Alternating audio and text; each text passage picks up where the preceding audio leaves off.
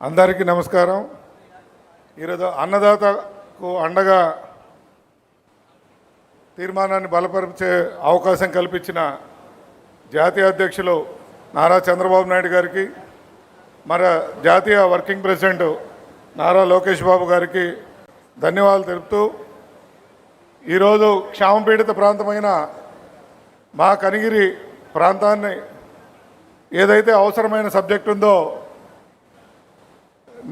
నీరును కాపాడటం కోసం తీర్మానాన్ని బలపరిచే అవకాశం నాకు ఇచ్చినందుకు ధన్యవాదాలు చెప్తూ, ముఖ్యంగా ఇటీవల మన ముఖ్యమంత్రి వర్యులు జలధార జలహారతి ఈ కార్యక్రమాన్ని రైతుల దృష్టిలో పెట్టుకొని వర్షాలు రాకముందే ఆ కార్యక్రమాన్ని ప్రారంభించి మరి నీటి కుంటలు బాగు చేయటం, కాలువలు మన చెరువులకు వచ్చే కాలువలన్నీ జంగిల్ క్లియరెన్స్ చేయటం కానీ, మరి అదేవిధంగా ఆ కుంటల చెరువులన్నీ కూడా వర్షాకాలం ముందే క్లీన్ చేసే కార్యక్రమాన్ని తలపెట్టి ఉన్నారు.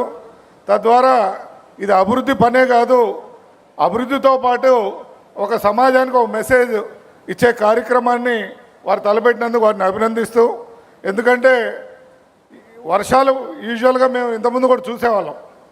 వర్షాకాలం వచ్చినప్పుడు ఈ ఇరిగేషన్ పనులు మొదలు పెడతారు, అప్పుడు చేయడానికి అవకాశం ఉండదు, తర్వాత గ్రాంట్ ల్యాబ్స్ కావటం, పని జరగకపోవటం అనే గతంలో జరుగుతూ ఉంది. దీంట్లో భాగంగా ప్రతి ఎకరాకు నీళ్ళు ఇవ్వాలనే ఉద్దేశంతో, మరి తాగునీరు ఇవ్వాలనే ఒక సంకల్పంతో ఈ 23 నెలల్లోనే దాదాపు 23,000 కోట్ల రూపాయలు వెచ్చించి ఈ ప్రాజెక్ట్స్ అన్నింటి కూడా బాగు చేయడం జరిగింది.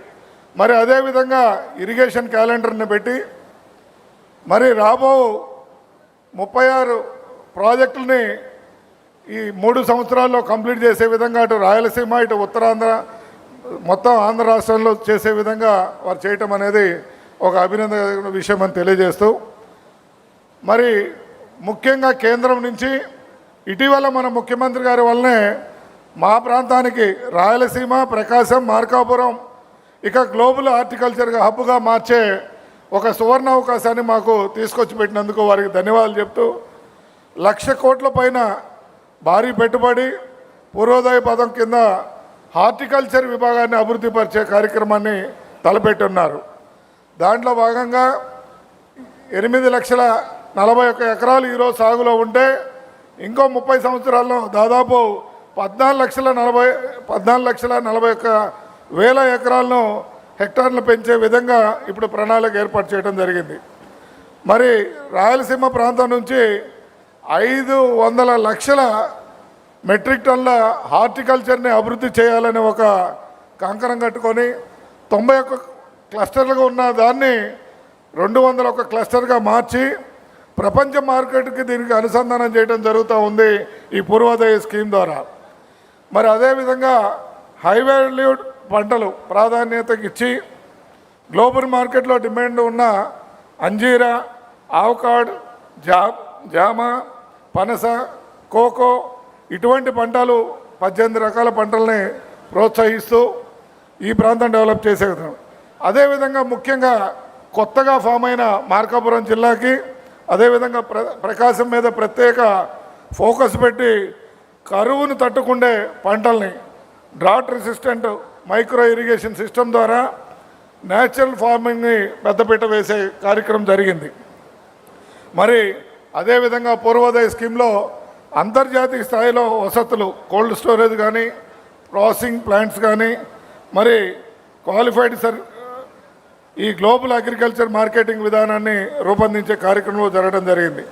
మరి అదేవిధంగా ఈ క్షామపీడిత ప్రాంతమైన మా ప్రాంతానికి మా యువగల ముఖ్యమంత్రి అయిన నారా లోకేష్ గారు ఆ రోజు రావడం జరిగింది. ఆ ప్రాంతం వచ్చినప్పుడు మరి క్షామపీడిత ప్రాంతంలో ఏ విధమైన పంటలు వేసి మనం ఈ ప్రాంత రైతులను ఆదుకోవాలని ఒక ఆలోచనతో ఆ రోజు రిలయన్స్ బయోగ్యాస్ ఇండస్ట్రీని మా ప్రాంతానికి ఇవ్వడం జరిగింది. ఆ ఇచ్చినప్పుడు ఆ నైపేర్స్ గ్రాస్ అనే ఆ పంట ద్వారా అయితే తక్కువ నీటితో పంటను పండించి ఎకరాకు ₹1,00,000 రైతుకు ఆదాయం వచ్చే విధంగా వారు చేశారంటే అది కేవలం మా యువ నాయకుడు నారా లోకేష్ బాబు గారు దక్కింది. ఇటీవల ఆ పంటకు మా రైతులు 20 సంవత్సరాల అగ్రిమెంట్ అంటే అన్ని రోజులు ఇవ్వలేమని గత పాలకులు చేసిన మోసాలు మాత్రం మనకు జరుగుతాయని భయపడి వాళ్ళు ఇవ్వకపోతే ఇటీవల మళ్ళీ కంపెనీ వాళ్ళతో పిలిపించి మాట్లాడి 5 సంవత్సరాలకు అగ్రిమెంట్ చేసి రైతుల దగ్గర పొలం ఇచ్చే బాధ్యత తీసుకొని అతి త్వరలో కూడా మేము కనిగిరిలో బయోగ్యాస్ రిలయన్స్ బయోగ్యాస్ ప్లాంట్ ప్రారంభించుకోవడం జరుగుతూ ఉంది. కాబట్టి ఈరోజు మనం వేస్ట్ చేసే ప్రతి నీటి చుక్క రేపు మన బిడ్డల కన్నీటి చుక్కగా మారబోతుందని మీరందరూ గమనించమని కోరుకుంటూ ఈ వాటర్ షెడ్ ప్రోగ్రామ్స్ ఏదైతే జరుగుతున్నాయో ఆ వాటర్ షెడ్ ప్రోగ్రాంలో పరిగెత్తే నీళ్ళని నడిచేటట్టు చేయండి, నడితే నీటిని ఆగేటట్టు చేయండి, ఆగే నీటిని ఇంకేటట్టు చేసే విధంగా చేయాలని కోరుకుంటూ ఈ అవకాశం ఇచ్చిన పెద్దలందరూ ధన్యవాదాలు చెప్తూ సెలవు తీసుకున్నా. జై హింద్, జై తెలుగుదేశం. జై తెలుగుదేశం. నరసింహారెడ్డి గారికి ధన్యవాదాలు తెలియజేసుకుంటూ ఇదే అంశం మీద బలపరచవలసిందిగా రాష్ట్ర మంత్రివర్యులు అనగాని సత్యప్రసాద్ గారిని పట్టాదారు పాస్బుక్స్ మిగిలిన రెవెన్యూ ఇష్యూస్ మీద మాట్లాడవలసిందిగా కోరుతున్నాం. అన్ని ఇష్యూస్ మాట్లాడారు.